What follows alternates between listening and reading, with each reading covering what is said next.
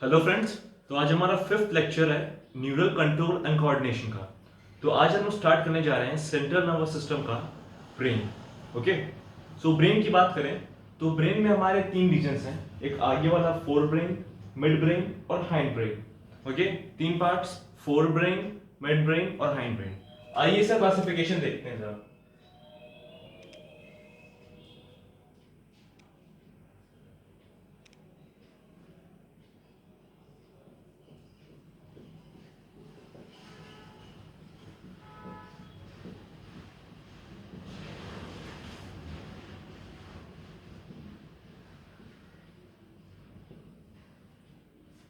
अब जो हमारा फोर ब्रेन है इसका साइंटिफिक नेम है प्रोसेनसेफेलॉन, मिड ब्रेन का मेसेनसेफेलॉन और हाइंड ब्रेन का रोम्बेनसेफेलॉन। ओके, सो यहां मैं नाम देता हूं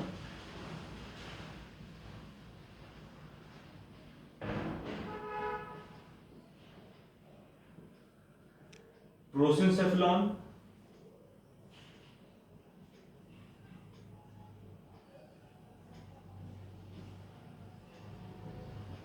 मेसेनसेफेलॉन और हाइंड ब्रेन है रोम्बेनसेफेलॉन।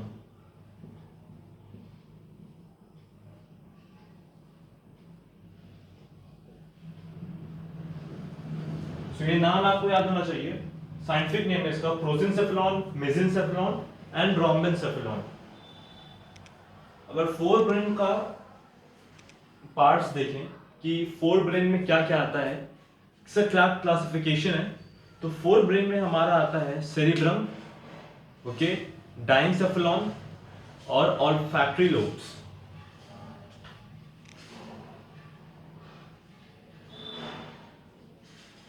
सेरिब्रम,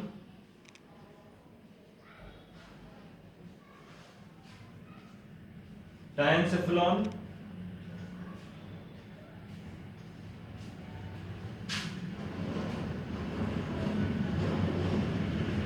और तीसरा है और लास्ट है ऑल्फैक्टरी लोब्स। ऑल्फैक्टरी लोब्स को हम लोग राइनेनसेफेलॉन भी बोलते हैं।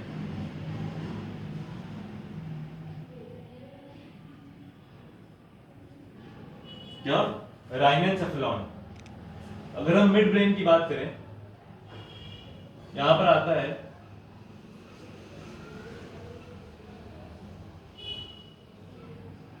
पहला है ऑप्टिक लूप्स, जिसका साइंटिफिक नेम है corpora क्वाड्रिजेमाइना।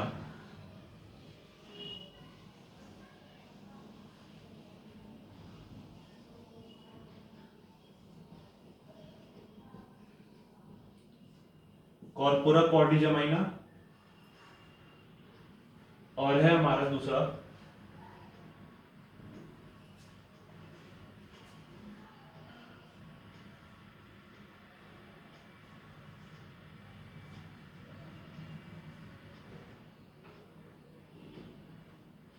क्रूका cerebri.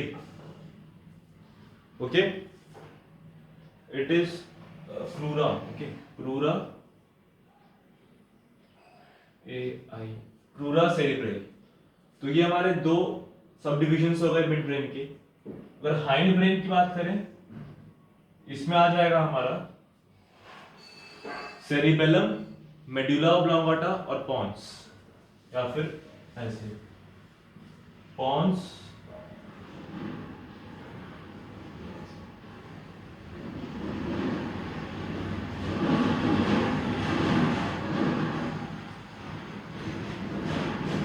Medulla oblongata and cerebellum. Okay, तो ये हमारा ब्रेन का क्लासिफिकेशन हो गया यहाँ कंप्लीट। अब हम लोग नेक्स्ट जो है सेरिब्रम यानी फोर ब्रेन के बारे में डिटेल पढ़ेंगे आज के लेक्चर में। अब हम लोग स्टार्ट करने जा रहे हैं फोर ब्रेन से।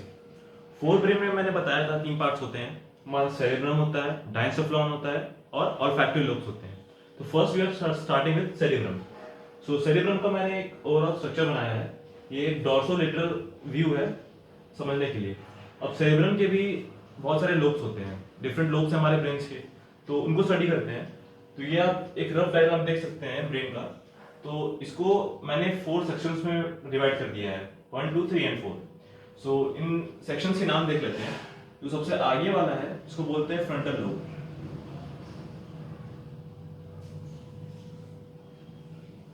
ये फ्रंटल लोब। जो ये हमारा कान के पास है यानी साइड में, इसको बोलते हैं टेम्पोरल लोब।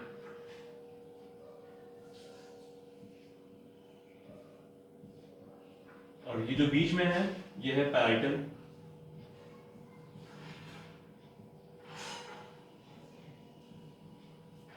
और जो सबसे छोटा सा पीछे की तरफ है इसको बोलते हैं ऑक्सीपिटल।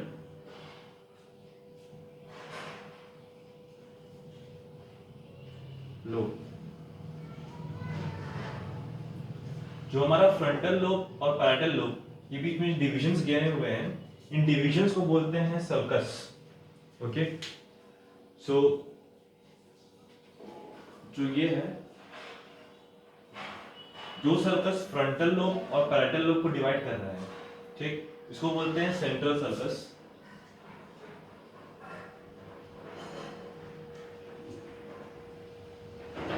या फिर इसका एक और नाम है, इसको बोलते हैं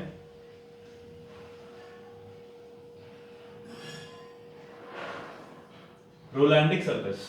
ठीक है, जो सर्कस हमारा फ्रंटल लोब और पैराइटल लोब को डिवाइड कर रहा है उसको सेंट्रल सर्कस या फिर रोलैंडिक सर्कस बोलते हैं। अब आते हैं उस लोब के बारे में जानना जो हमारा पैराइटल लोब और ऑक्सीपिटल लोब को डिवाइड कर रहा है। इसका नाम है पैराइटो ऑक्सीपिटल लोब। ठीक है, अब जो एक लास्ट लोब बच रहा है हमारा, ठीक है, इसका नाम है, सॉरी इट्स लोब नहीं है, ये सर्कस है। ठीक, अब ये जो टेम्पोरल लोब के ऊपर सर्कस है इसका नाम है लेटरल या फिर स्पिलवियस सर्कस। स्पिलवियस का स्पेलिंग ध्यान रखिएगा, SYLVIUS, स्पिलवियस सर्कस। तो यहाँ पर हमारे डिफरेंट लोब्स हो गए सेरेब्रम के, और कौन से इनको सर्कस डिवाइड कर रहे हैं उनके नाम, इन्हें आपको रिमेंबर करना है। अब आगे बढ़ते हैं। तो अब हम लोग आगे बढ़ते हैं सेरेब्रम के बारे में। तो कभी आपने अगर मूवीज में सर्जरी देखी होगी ब्रेन की, या फिर ब्रेन में आपने देखा होगा, तो आपने देखा होगा कि उसके ऊपर बहुत डीप क्लेफ्ट होते हैं, ऐसे कुछ राउंड्स। तो फिर जो ये अप्स एंड डाउन्स हैं जो हमें दिखते हैं यहाँ पे ग्रे कलर का, तो वो हमारा सेरेब्रम ही होता है, सेरेब्रम का ही पार्ट है। अगर आप सेरेब्रम की बात करें तो हमारे ब्रेन का वो सबसे आउटर मोस्ट पार्ट है। ठीक, मेनिंजेस के नीचे हमारा सेरेब्रम ही आता है। ठीक है, अब सेरेब्रम जो है हमारा, ये राइट और लेफ्ट सेरेब्रल हेमिस्फीयर्स में डिवाइडेड होता है। मतलब सेरेब्रम जो है हैज 2 सेरेब्रल हेमिस्फीयर्स।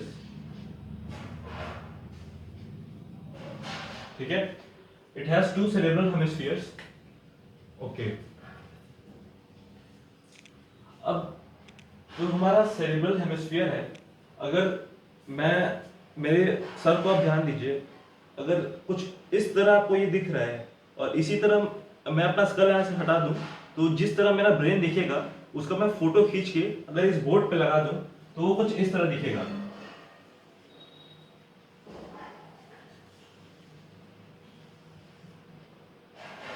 ठीक है, कुछ इसी तरह दिखेगा। ठीक है, यहाँ पे बहुत से फोल्ड्स होते हैं, ऐसे ऐसे ऐसे ऐसे, जिसकी मैं डिटेल्स में नहीं जा रहा हूँ, बस एक ओवरव्यू है। तो यहाँ पर आप देख सकते हैं कि ये हमारा राइट सेरेब्रल हेमिस्फीयर है,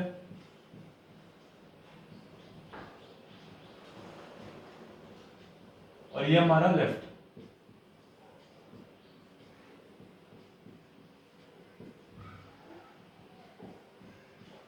ठीक, तो हमारा जो राइट और लेफ्ट सेरेब्रल हेमिस्फीयर है उसके बीच में एक गड्ढा देख रहे हैं आप, ये देख रहे हैं एक क्लेफ्ट गया हुआ है, एक डीप क्लेफ्ट गया हुआ है। ये जो डीप क्लेफ्ट है, डीप क्लेफ्ट यानी बहुत गहरा गड्ढा। ठीक, हमारे ब्रेन के दोनों हेमिस्फीयर्स के बीच में एक ऐसा डीप क्लेफ्ट गया हुआ है जिसका साइंटिफिक नेम है हमारा मीडियन फिशर, जिसको हम लोग बोलते हैं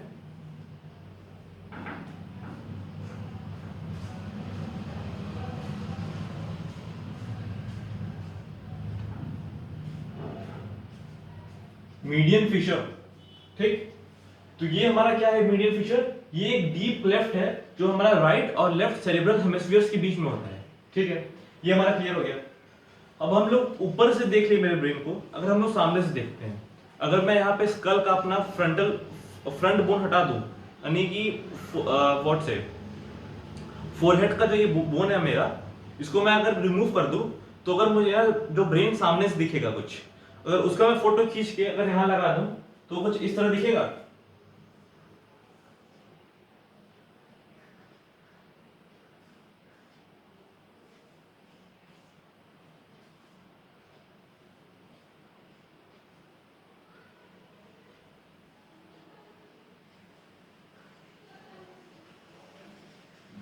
यहाँ पर फोल्ड होते हैं,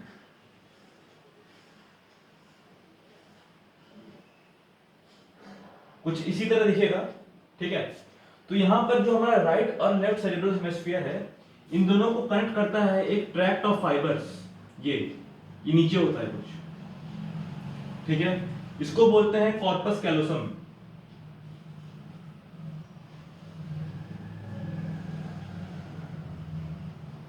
अब ये है क्या, कॉर्पस कैलोसम जो है हमारा, it is a tract of fibres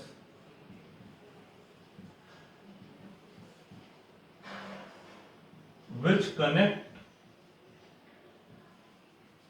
both the cerebral hemispheres। ठीक, अब इसका मतलब क्या है, tract of fibres. Tract of fibres मतलब क्या है, जो मैंने बताया था ट्रैक्ट मतलब क्या होता है, याद करिए पहले के लेक्चर्स में मैंने बताया है कि ट्रैक्ट मतलब होता है कि जो न्यूरॉन्स का एक्सॉन होता है, उसी एक्सॉन को जब हम लोग सेंट्रल नर्वस सिस्टम में, ब्रेन में या स्पाइनल कॉर्ड में बात करते हैं, तो उसका नाम दिया जाता है ट्रैक्ट। ठीक, यानी ग्रुप ऑफ एक्सॉन्स को बोला जाता है ट्रैक्ट फाइबर्स। ओके ओके, तो ये हमारा समझ में आ गया। और कॉर्पस कैलोसम का मैं एक डायग्राम दिखा देता हूं जिससे आपको थोड़ा क्लियर हो जाए। आपको ये डायग्राम दिख रहा है ये? ठीक है, तो यहां पर आप ध्यान से देखिए, ये जो हमारा ब्रेन का एक क्रॉस सेक्शनल व्यू है। ठीक, क्रॉस सेक्शन मैंने काटा है, तो यहां पर जो ये व्हाइट पोर्शन देख रहे हैं आप, ये व्हाइट पोर्शन, ठीक, ये हमारा कॉर्पस कैलोसम है, कॉर्पस कैलोसम। ठीक, अब यही हमारा ट्रैक्ट ऑफ फाइबर्स है जो हमारे राइट और लेफ्ट सेरेब्रल हेमिस्फीयर को कनेक्ट करता है। ओके, तो इसको आप नोट कर लीजिए। और एक पॉइंट और इंपॉर्टेंट है हमारा सेरेब्रल कॉर्पस कैलोसम के बारे में, कि ये जो है ये एक मैमेलियन कैरेक्टर है।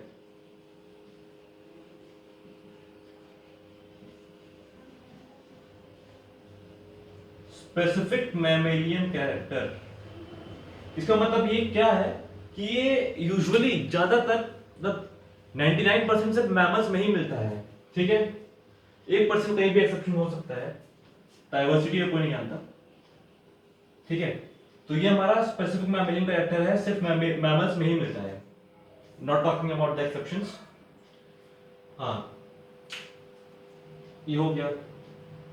अब आपने जब भी ब्रेन को देखा होगा, हो सकता है किसी घायल जानवर का देखा होगा या फिर किसी सर्जरी में देखा होगा, टीवी में, यूजुअली मूवीज में, तो ब्रेन के ऊपर मैंने पहले बताया जो अप्स एंड डाउन्स होते हैं, जो यहाँ मैंने बनाया है, वो होते क्या है, उनका सिग्निफिकेंस क्या है। वो प्लेन भी तो हो सकता था, इतना घुमावदार क्यों बनाया गया उसको, वो देखते हैं। जो हमारा ये है,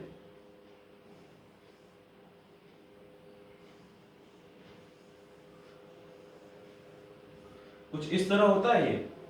ठीक है, तो ये है क्या एक्चुअली, ये देखते हैं। जो हमारा ऊपर की तरफ है, ऊपर की तरफ ये वाला पोर्शन, इसको बोलते हैं ग्रुप्स इंग्लिश में। और जो ये नीचे वाला पोर्शन है इसको बोलते हैं रिजेस, RIDGES। अब जो ग्रुप्स हैं इनका साइंटिफिक नाम है गायरी, गायरी, GYRI। मेन तो आपको ये याद रखना है, ठीक है। तो जो हमारा ग्रुप्स हैं उनका साइंटिफिक नाम है गायरी, और जो हमारा रिजेस हैं उनका साइंटिफिक नाम है सल्साई, SULCI होगा, क्या सही होगा, सल्साई, CIS जो भी होगा, ठीक है। तो हमारा जो ऊपर वाला उभड़ा हुआ पार्ट है वो ग्रुप्स कहलाता है, ठीक। और जो हमारा रिजेस है यानी वो नीचे वाला पार्ट है, ठीक, जो क्लेफ्ट है वो रिजेस है, जिसको बोलते हैं sulci, gyri and sulci. The more the amount of gyri and sulci in an organism, the more intelligent that animal or organism is। सारे एनिमल्स को आप कंपेयर कर लीजिए, ठीक, तो उनमें आप देखेंगे कि ह्यूमंस का जो ब्रेन होता है उनके में गायरी एंड सल्साई सबसे ज्यादा होता है। इसी वजह से ह्यूमंस जो है सबसे ज्यादा इंटेलिजेंट एनिमल्स माने जाते हैं, ओके। अब होता क्या है कि नंबर ऑफ गायरी एंड सल्साई ज्यादा होगा तो उससे सरफेस एरिया ज्यादा हो जाएगा, सरफेस एरिया ज्यादा होगा तो जो हमारे नंबर ऑफ न्यूरॉन्स अकोमोडेटेड होते हैं, नंबर ऑफ न्यूरॉन्स बढ़ जाते हैं इन स्पेसिफिक एरिया, ठीक, जिसकी वजह से हमारा इंटेलिजेंस बढ़ जाता है, ठीक है। और ये याद रखिएगा कि कॉर्पस कॉलोसम जो है ये एक स्पेसिफिक मैमेलियन कैरेक्टर है, यानी कि सिर्फ मैमल्स में ही ये फाउंड होता है। अब सेरेब्रम की बात कर लें हम लोग, तो सेरेब्रम में एक होता है सेरेब्रल कॉर्टेक्स, यानी सेरेब्रम का भी सबसे आउटर पार्ट, और कुछ ऐसे पार्ट्स होते हैं जो सेरेब्रम के इनर पार्ट्स हैं, सेरेब्रम का आउटर पार्ट्स और सेरेब्रम का इनर पार्ट, ठीक। तो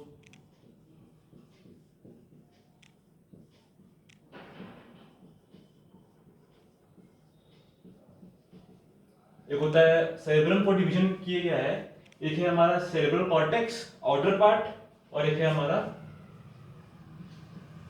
इनर पार्ट्स। इनर पार्ट्स में हमारा लिम्बिक सिस्टम, अमाइगडाला और फिर हिप्पोकैम्पस, ये सब आता है, जिसके बारे में हम लोग आगे पढ़ेंगे। अभी हम लोग पढ़ते हैं सेरेब्रल कॉर्टेक्स के बारे में। जो सेरेब्रल कॉर्टेक्स है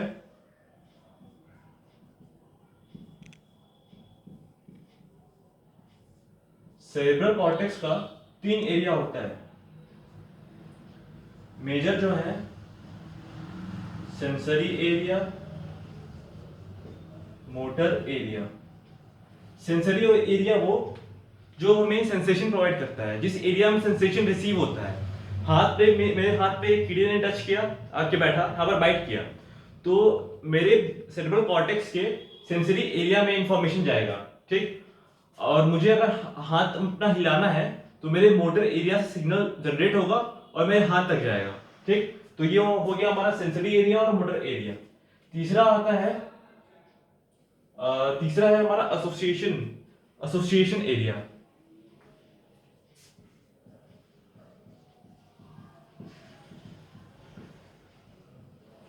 अब कुछ ऐसे एरिया हैं जो क्लियरली पता नहीं चल पाता है कि वो सेंसरी है कि मोटर है, ठीक। तो उन एरिया को बोला जाता है association area. This area is not completely sensory nor motor in function. ये बहुत ही कॉम्प्लेक्स फंक्शंस के लिए होता है, जैसे कि इंटर सेंसरी एसोसिएशन फंक्शन,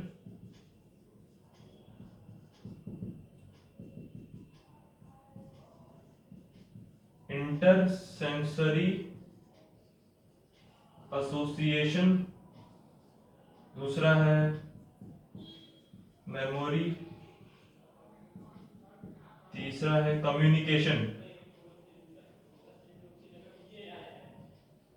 ठीक। ये सब कुछ कॉम्प्लेक्स फंक्शंस हैं जो एसोसिएशन एरिया प्रोवाइड करता है, ठीक। जैसे कि inter sensory association, memory, communication.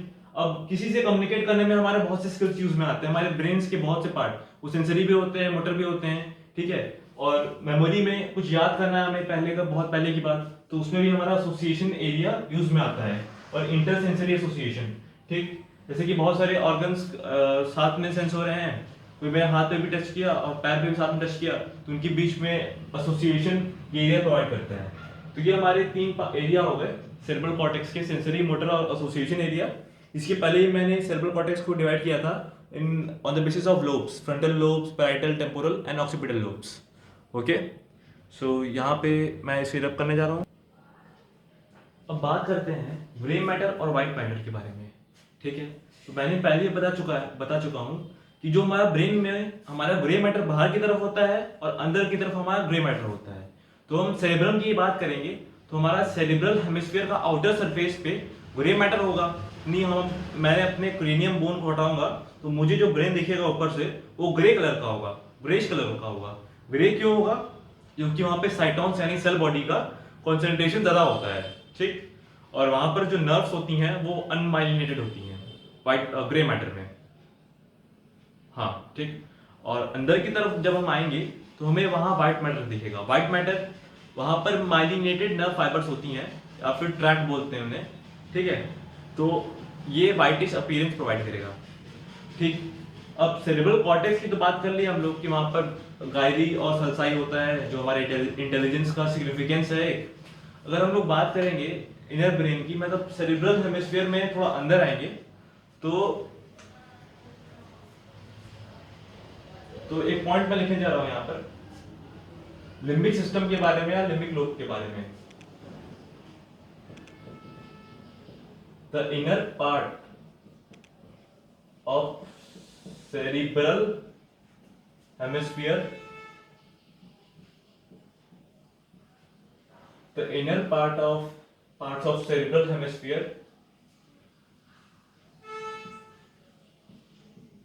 along with deep structures. Okay,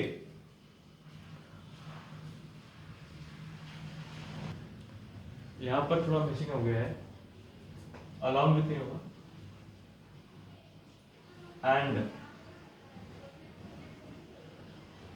and a group of associated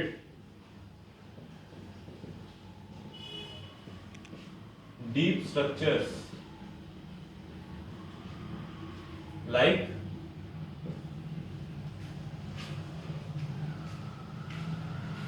amygdala, hippocampus. The inner part of cerebral hemisphere and a group of associated deep structure like amygdala and hippocampus. ठीक, hippocampus form a complex structure.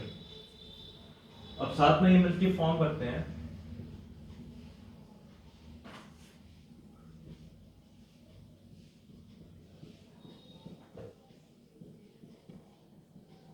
called limbic system और limbic lobe. ठीक, अब मैं limbic system का आपको एक diagram दिखाता हूं तो आपको ये अच्छे से क्लियर हो जाएगा। एक सेकेंड, आप ये देख सकते हैं, इज दैट क्लियर? देखिए, ये जो हमारा ब्रेन है इसके अंदर वॉल्ट कलर का कुछ बना हुआ है, बहुत कॉम्प्लेक्स सा स्ट्रक्चर, यही है हमारा लिम्बिक सिस्टम। ओके, सो लिम्बिक सिस्टम में बहुत से कॉम्प्लेक्स होता है, इसमें अमेग्डाला होगा कुछ, देखिए ऐसे अमेग्डाला ये हो गया, और फिर टेम्पो, ठीक है, अमेग्डाला, हिप्पोकैम्पस, सो हिप्पोकैम्पस ये रहा, तो ये सब मिलकर फॉर्म करते हैं हमारा लिम्बिक सिस्टम या लिम्बिक लोब। ओके, सो ये था हमारा डेफिनेशन लिम्बिक सिस्टम का। अब जो ये हमारा लिम्बिक सिस्टम है, लिम्बिक सिस्टम ये प्लस हाइपोथैलेमस,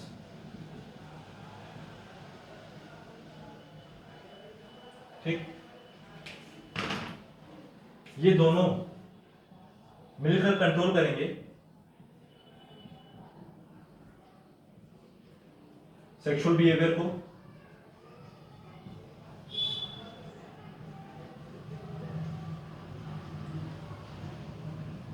इमोशनल रिएक्शंस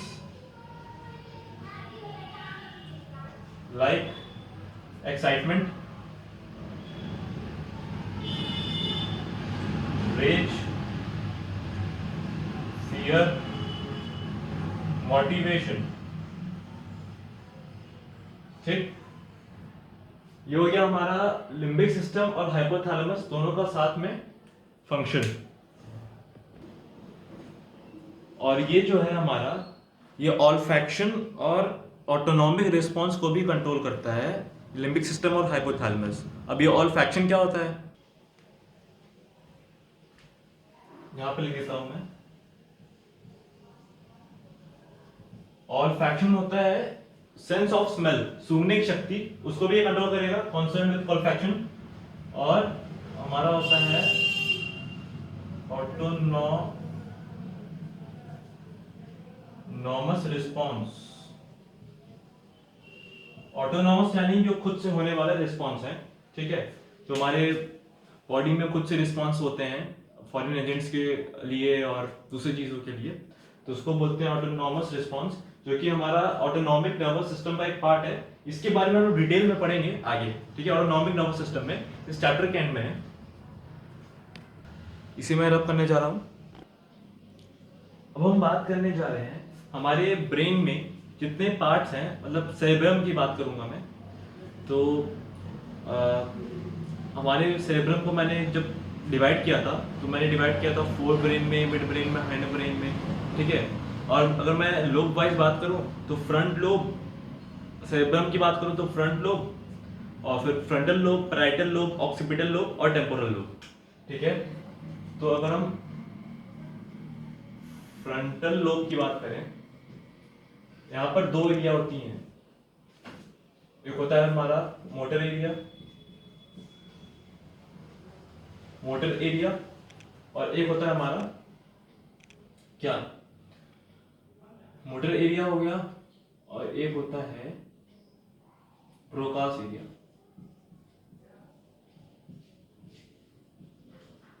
ठीक। और अगर मैं पैराइटल लोब की बात करूं, यहां पर जो एरिया होता है उसको बोलते हैं गस्टेटरी एरिया।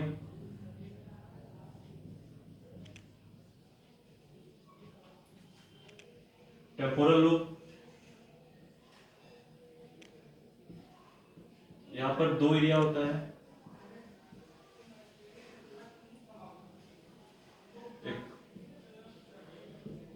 एक तो ये कान के पास होता है, इस वजह से ऑडिटरी एरिया, और एक होता है ऑल्फैक्टरी एरिया, स्मेल के लिए। अब जो हमारा लास्ट है ऑक्सीपिटल लोब,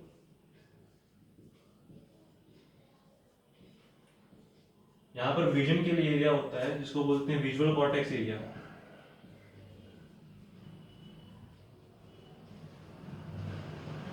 ठीक है, तो ये हमारा एरियाज हैं फ्रंट हमारे डिफरेंट सेरेब्रल कॉर्टेक्स में। मोटर एरिया, ऑफ कोर्स ये बात इससे नाम से क्लियर है कि स्केलेटल मसल्स के मूवमेंट के लिए होता है, ये एसोसिएटेड होता है। ब्रोकास एरिया, ये जानना होगा, ये स्पीच के लिए होता है,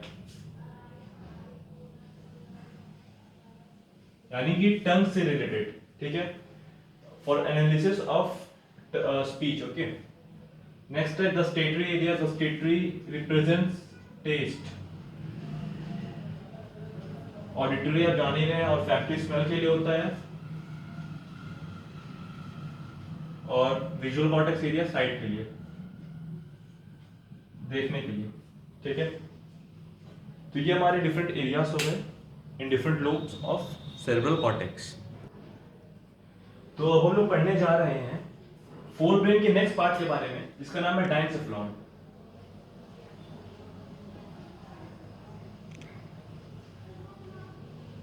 ठीक, डायंसेफ्लॉन की बात करें तो मैं आपको डायग्राम के थ्रू दिखाने की कोशिश करता हूँ। आपको ये डायग्राम दिख रहा है, ठीक है, एक ह्यूमन ब्रेन का क्रॉस सेक्शन है।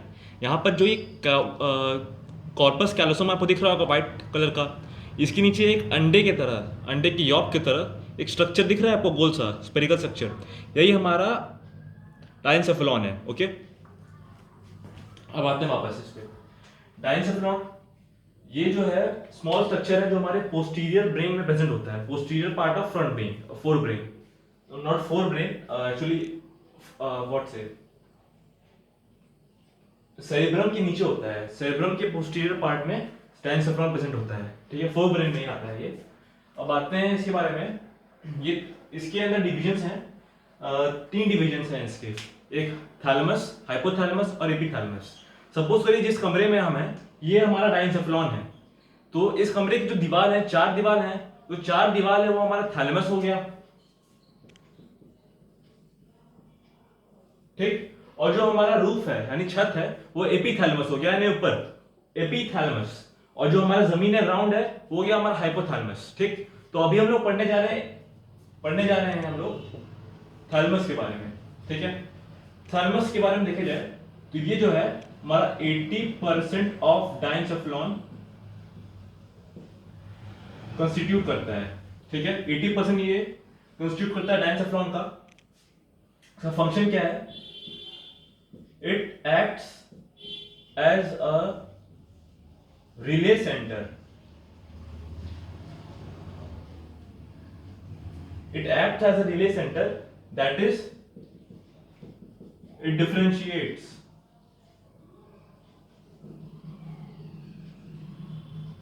between essential and non-essential information.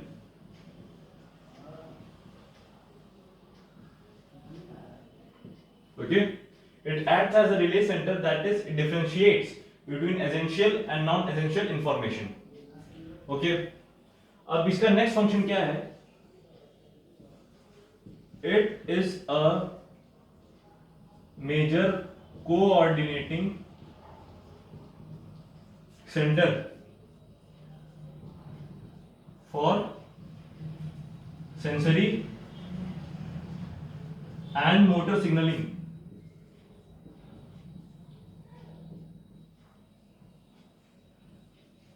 Okay, so ये एक मेजर कोऑर्डिनेटिंग सेंटर है हमारा सेंसरी और मोटर सिग्नलिंग के लिए।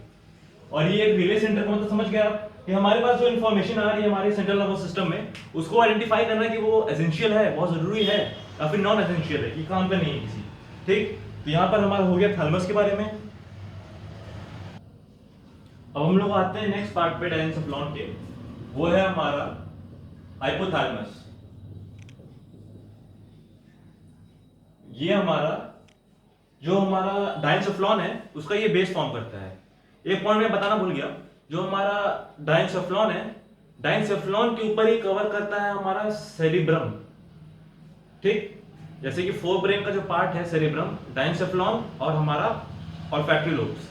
तो जो हमारा सेरिब्रम है ये डाइनसेफ्लॉन के ऊपर एक्ट करता है, कवर करता है, रैप करता है, ठीक।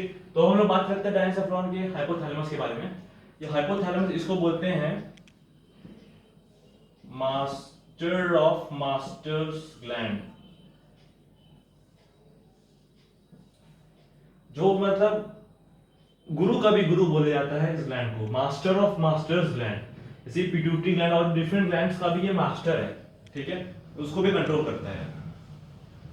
मतलब कुछ ऐसे ग्लैंड्स होते हैं जो दूसरे ग्लैंड्स को कंट्रोल कर रहे हैं।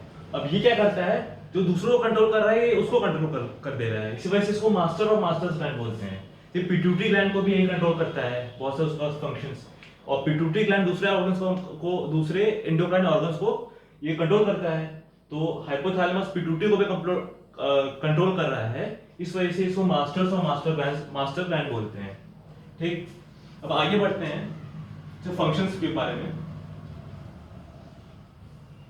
फंक्शंस देखा जाए इनका तो ये थर्मोरेगुलेशन करवाते हैं, ठीक, कंट्रोल,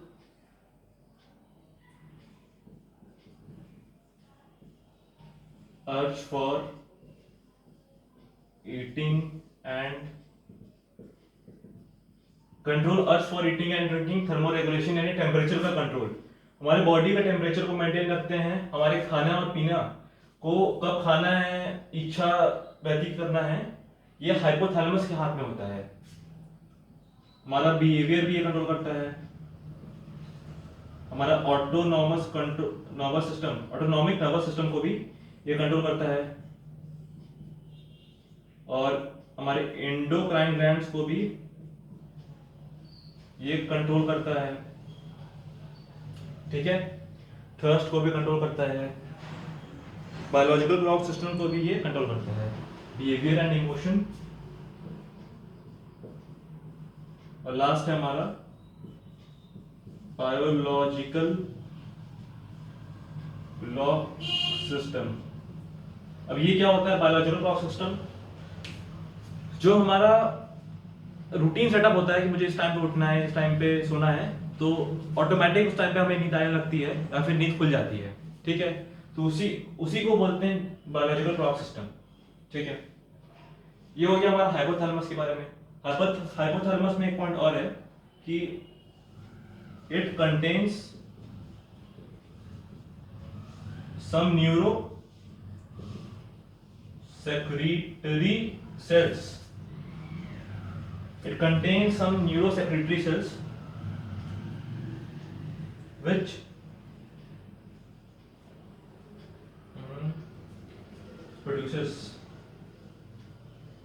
produces hypothalamic hormones.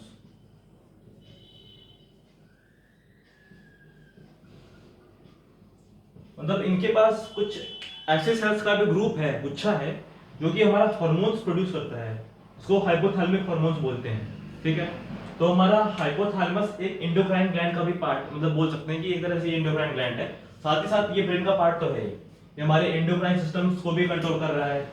ठीक है, तो यहाँ पर हमारा हाइपोथैलेमस होता है कंप्लीट। और हम लोग नेक्स्ट पे आते हैं। यहाँ पर एक टर्म भी हमें जानना है, इसको बोलते हैं ऑप्टिक काइस्मा। मैं यहीं पे लिख देता हूँ।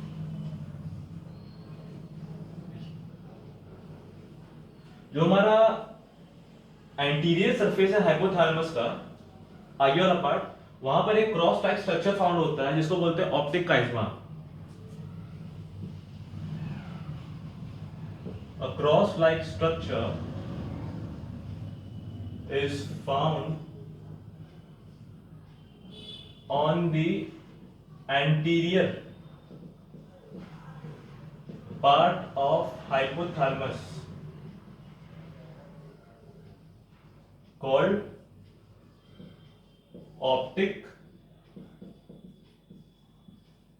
chiasma। ठीक है, ये आपको याद रखना है। अब देखिए यहाँ पर जो हमारे ब्रेन में प्रेजेंट होता है हाइपोथैलेमस, और इसके नीचे होता है हमारा पिट्यूटरी ग्लैंड। ठीक, तो हमारा हाइपोथैलेमस और पिट्यूटरी ग्लैंड कनेक्टेड होते हैं बीच से, जिसके थ्रू कनेक्टेड होते हैं, इसको बोलते हैं इन्फंडिबुलम।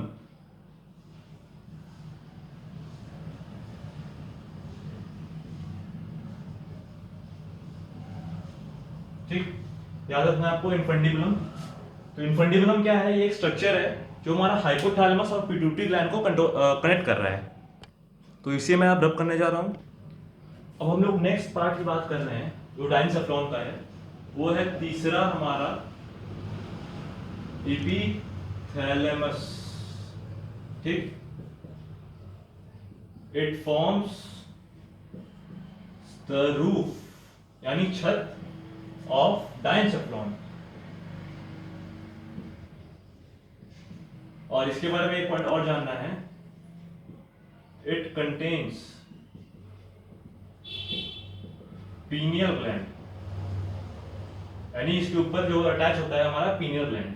ठीक, पीनियल ग्लैंड के फंक्शंस में के बारे में हम लोग पढ़ेंगे एंडोक्राइन चैप्टर में। ओके, तो यहाँ पर हमारा डाइनसेफ्लॉन कंप्लीट हो गया। एपिथैलेमस के बारे में इतना ही जानना था। अब हम लोग आगे बढ़ते हैं। ठीक है, अब जो हम लोग को पढ़ना है वो हमारा फोर ब्रेन का लास्ट पार्ट है, जो कि है ऑल्फैक्टरी लोब्स। फोर ब्रेन में मैंने बताया था 3 पार्ट होते हैं, हमारा सेरिब्रम, डाइनसेफ्लॉन और हमारा ऑल्फैक्टरी लोब्स। तो वही हम लोग पढ़ना है तीसरा ऑल्फैक्टरी लोब्स के बारे में। इसका साइंटिफिक नेम है राइनेंसेफ्लॉन। राइनेंसेफेलॉन। ठीक, अब ऑल्फैक्टरी लोब्स के बारे में जानते हैं हम लोग। ये जो है बहुत छोटा सा होता है और it is the main site for smelling power.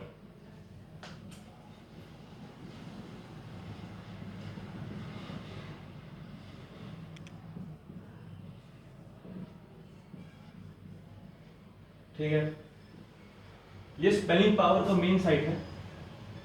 अब आगे बढ़ते हैं, इसके बारे में और जानते हैं। जो ऑल्फैक्टरी लोब्स है हमारी मैमल्स में ये लेस डेवलप्ड है। ठीक, लेकिन दूसरे मैमल्स की बात करें, दूसरे एनिमल्स की बात करें, जैसे शार्क्स की बात कर लें या डॉग्स की बात कर लें, उनके में ये बहुत ही हाईली डेवलप्ड है।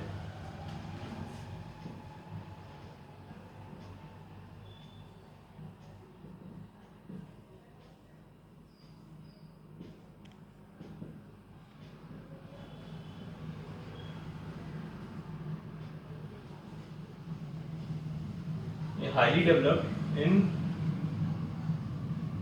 Sharks and dogs. डॉग्स की सूंघने की पावर आप जानते ही हैं, ठीक है। तो यहाँ पर हमारा ऑल्फैक्टरी लोब्स हो गया कंप्लीट, यानी हम लोग 4 ब्रेन्स का सब कुछ कंप्लीट कर लिए हैं। ऑल्फैक्टरी लोब्स के बारे में इतना ही जाना था हमें। अब हम लोग नेक्स्ट लेक्चर में हम लोग स्टार्ट करेंगे क्या, मिड ब्रेन से। मिड ब्रेन में क्या क्या आता है हमारा, क्रूरा सेरेब्राई आता है, और हमारा ऑप्टिक लोब्स जिसको बोलते हैं कॉर्पोरा कॉर्टिजा माइनर। So thank you, all the best.